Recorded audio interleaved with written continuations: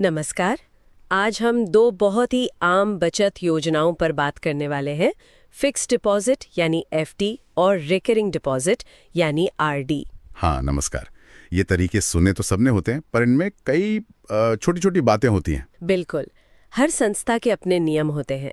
आज हम खास तौर पे कुबेर धन cooperative youth thrift and credit society limited के संदर्भ में इन एफडी और आरडी की शर्तों को समझने की कोशिश करेंगे। जी, मकसद यही है कि इन योजनाओं की एक साफ तस्वीर मिले। तो चलिए शुरू करते हैं। बिल्कुल। एफडी और आरडी को अक्सर लोग सुरक्षित मानते हैं और हैं भी, लेकिन इनकी बारीकियों को समझना बहुत जरूरी है। हाँ, जैसे कि कौन खोल सकता है खाता, कितने पैसे से शुरुआत होगी, ब्याज कैसे मिलेगा, और सबसे जरूरी, अगर बीच में पैसा निकालना पड़ा तो क्या होगा। सही कहा। ये छोटी बातें ही आखिर में तय करती हैं कि फायदा हुआ या नहीं। एग्जैक्टली, ये सीधे रिटर्न पर असर डालती हैं। तो सबसे पहले यही सवाल, कुबेर धन सोसाइटी में ये खाते कौन खोल सकता है? क्या कोई भी? नहीं, यहाँ पहला ही नियम है कि आपको सोसाइटी का सदस्य होना जरूरी है। अच्छा, मतलब सिर्फ सदस्य ही? जी हाँ, अगर आप कुबेर धन कोऑपरेटिव सोसाइटी के सदस्य नहीं हैं, तो आप वहाँ एफडी या आरडी खाता नहीं खोल सकते। ये एक क्लोज्ड ग्रुप जैसी व्यवस्था है। समझ गई। ये शायद कोऑपरेटिव का तरीका होता है अपने सदस्यों को ही फायदा देने का। बैंकों से अलग है ये। हाँ बिल्कुल।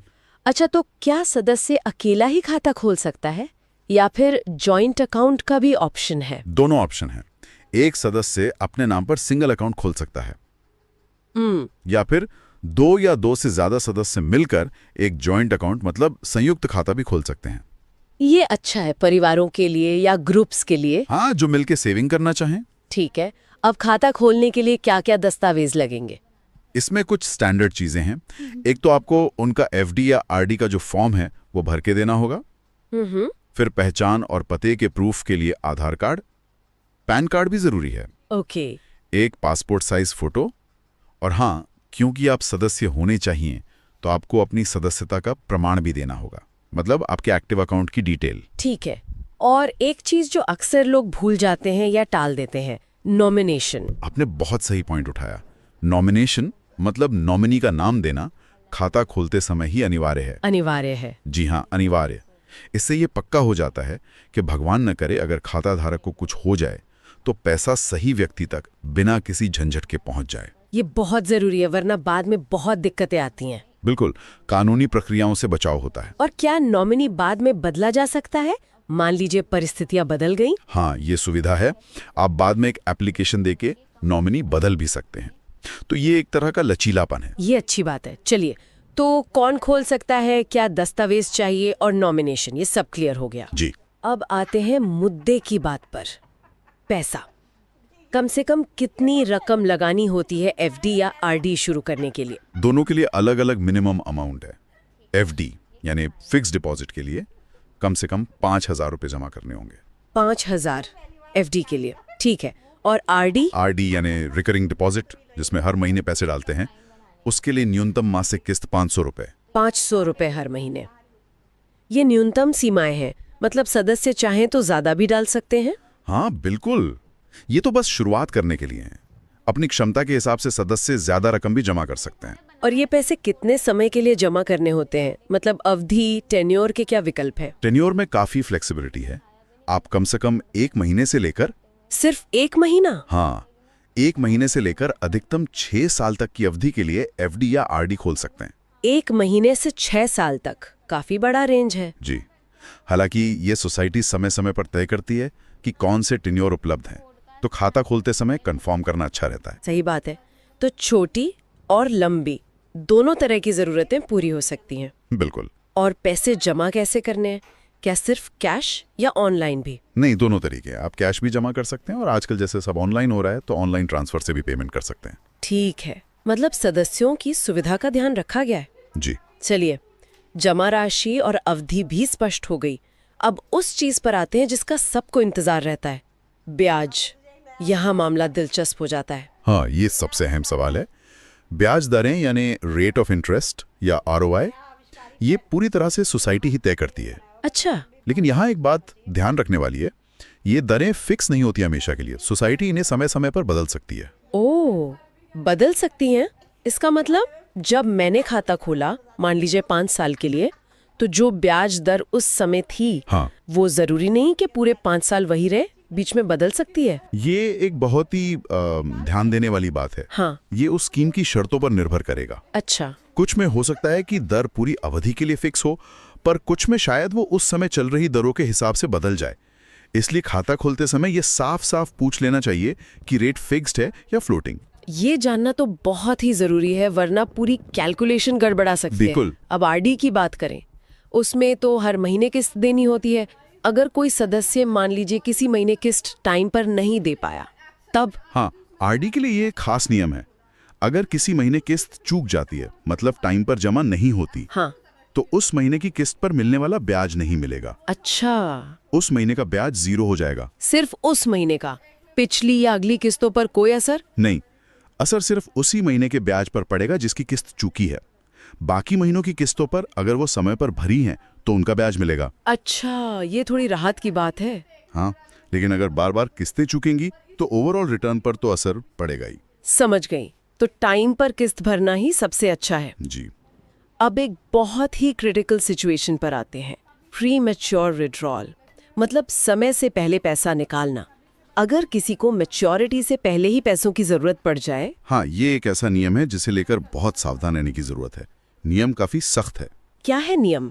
पैसा निकाल सकते हैं या नहीं? हाँ, आप एफडी या आरडी को मैच्योरिटी से पहले बंद कर सकते हैं। जरूरत पड़ने पर यह ऑप्शन है, लेकिन ऐसा करने पर आपको सिर्फ और सिर्फ आपका मूलधन यानी प्रिंसिपल अमाउंट ही वापस मिलेगा। क्या मतलब? ब्याज? कोई ब्याज नहीं मिलेगा, 0 इंटरेस्ट। आपने जितना पैसा जमा किया था बस वही वापस आएगा। बिल्कुल भी ब्याज नहीं, चाहे खाता कितने भी समय चला हो, 2 साल 3 साल? जी हाँ, चाहे 2 दिन चला हो या 2 साल। अगर मैच्योरिटी से पहले तोड़ा तो उस पर बना हुआ सारा ब्याज 0 हो जाएगा। ये तो बहुत ही कड़ा नियम है। मैंने सुना था बैंकों में कुछ पेनल्टी लगती है या ब्याज दर कम हो जाती है, पर यहाँ तो पूरा ब्याज ही नहीं मिल रहा। हाँ, ये कुबेर धन सोसाइटी का नियम है जिसके बारे में हम बात कर रहे हैं। प्री मैच्योर क्लोजर पर अर्जित ब्याज 0 है। बाप रे, इसके अलावा कोई और चार्ज, पेनल्टी वगैरह? हाँ, एक और शर्त है।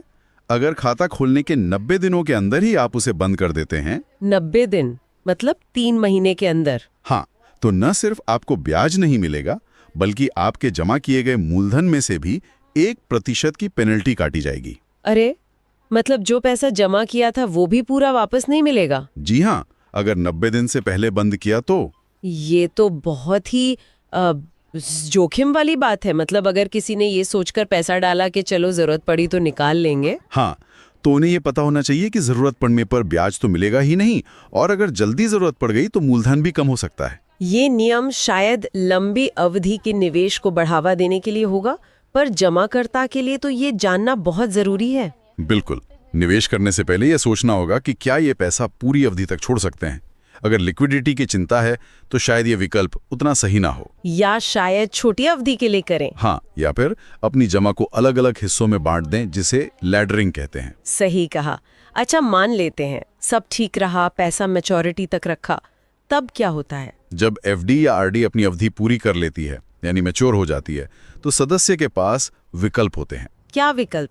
एक तो होता है ऑटो रिन्यूअल, मतलब अगर आप कुछ नहीं करते तो खाता अपने आप ही अगली अवधि के लिए रिन्यू हो जाएगा उस समय की ब्याज दरों पर। अच्छा। दूसरा, आप खुद जाकर उसे मैन्युअली रिन्यू करवा सकते हैं, शायद अलग अवधि या रकम के साथ।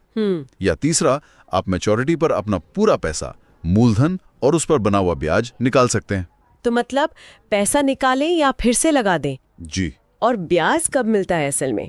ब्याज की गणना तो होती रहती है, लेकिन उसका भुगतान या उसे निकालना तभी संभव है जब खाता मैच्योरिटी का बाद बंद किया जाए। मतलब मैच्योरिटी से पहले तो ब्याज मिलता ही नहीं, जैसा हमने बात की। एग्जैक्टली।